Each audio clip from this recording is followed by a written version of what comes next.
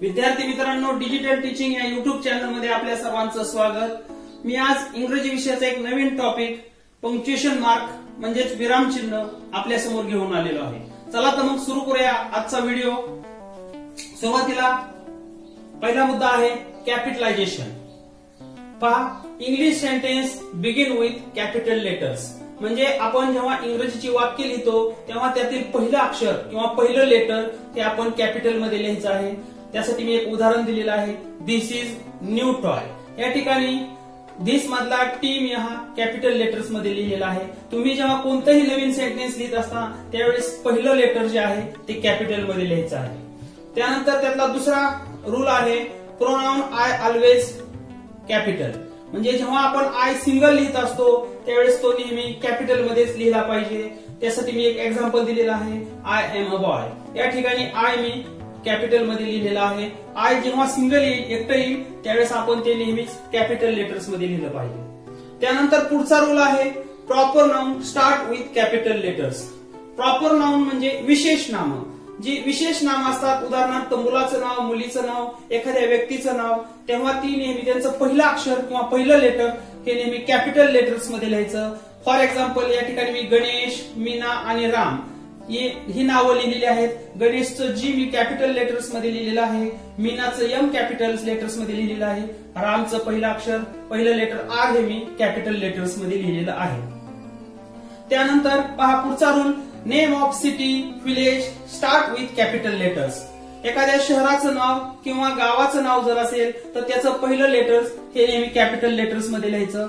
For example मी या ठिकाणी दिलेलं आहे, पहा पुणे, पुण्याचं मी पी कॅपिटल मध्ये लिहिलेलं आहे। मुंबई, मुंबईचं एम कॅपिटल मध्ये लिहिलेलं आहे आणि बारामती, बारामतीचं मी बी हे कॅपिटल लेटर्स मध्ये लिहिलेलं आहे। त्यानंतर कॅपिटलायझेशनचा पुढचा रूल आहे name of river, mountains, countries start with capital letters. या ठिकाणी काही उदाहरणासाठी मी दिलेलं आहे, पहा गंगा, भीमा, हिमालय आणि इंडिया। गंगा आणि भीमा या रिव्हर आहेत, त्यांचं पहिलं लेटर मी कॅपिटल मध्ये लिहिलेलं आहे। हिमालय हा माउंटन आहे, त्याचं पहिलं लेटर एच मी कॅपिटल मध्ये लिहिलेलं आहे। इंडिया कंट्रीचं नाव आहे आपल्या, त्याचं आय मी कॅपिटल लेटर्स मध्ये लिहिलेलं आहे। म्हणजेच रिव्हर, माउंटन्स आणि कंट्रीज लिहिताना त्यांचं पहिलं लेटर हे कॅपिटल लेटर्स मध्ये आपण लिहिलं पाहिजे। त्यानंतर पंक्च्युएशन मार्क मधील पुढचा मुद्दा आहे कॉमा। कॉमा म्हणजे आपण त्याला मराठीमध्ये स्वल्पविराम म्हणतो। ते चिन्ह मी या ठिकाणी दिलेलं आहे। Comma is placed between word in a series and between two phrases or sentence. म्हणजे एकसारखे एका प्रकारचे जे शब्द असतील त्या ठिकाणी आपण कॉमा देणं आवश्यक आहे। फॉर एक्झाम्पल या ठिकाणी पहा, I play cricket, hockey, football and kho kho. Cricket, hockey, football हे एकाच प्रकारचे खेळ आहेत, त्यामुळे मी क्रिकेट, हॉकी नंतर मी स्वल्पविराम किंवा कॉमा दिलेला आहे। पुढील महत्वाचं पंक्च्युएशन मार्क आहे फुल स्टॉप। फुल स्टॉप म्हणजे आपण मराठीमध्ये त्याला पूर्णविराम म्हणतो। Full stop is used to end a sentence. It is also used to abbreviation of names, patterns and degrees. म्हणजे वाक्याचा शेवट केल्यानंतर आपण फुल स्टॉप वापरतो एंड केल्यानंतर।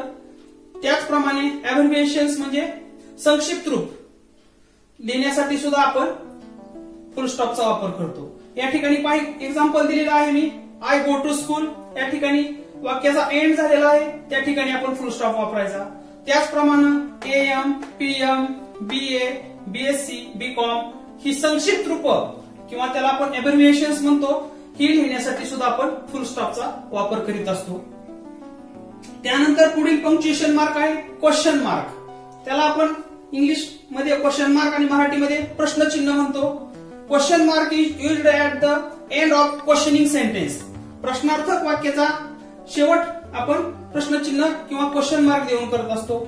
For example what is your name, how are you, या ठिकाणी आपण क्वेश्चन मार्क दिलेला आहे।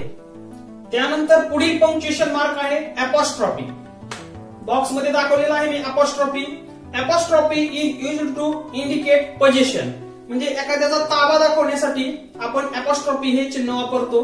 फॉर एक्झाम्पल राजूज पेन्सिल म्हणजे राजूची पेन्सिल, या ठिकाणी आपण अपॉस्ट्रॉफी पंक्च्युएशन मार्क वापरलेला आहे। मीनाज डॉल म्हणजे मीनाची बाहुली, या ठिकाणी सुद्धा आपण या ठिकाणी ए आणि एस यांच्यामध्ये आपण अपॉस्ट्रॉफी पंक्च्युएशन मार्क वापरलेला आहे। It is also use in contracted forms. Contracted forms लिहिण्यासाठी सुद्धा आपण अपॉस्ट्रॉफीचा वापर करत असतो. या ठिकाणी काही मी एक्झाम्पल दिलेली आहेत. डोंट या ठिकाणी अपॉस्ट्रॉफी आहे.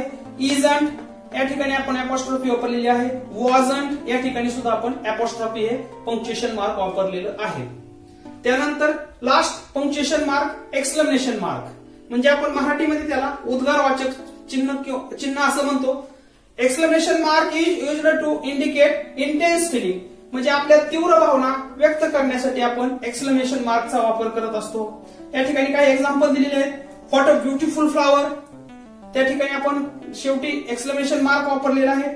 What a beautiful castle, said Malla, या ठिकाणी सुद्धा आपण एक्सक्लेमेशन मार्क वापरलेलं आहे. म्हणजेच आपण आपल्या ज्या तीव्र भावना असतात, हाऊ सॅड, ओ नो, अशा ठिकाणी सुद्धा आपण एक्सक्लेमेशन मार्क हे पंक्च्युएशन मार्क वापरतो.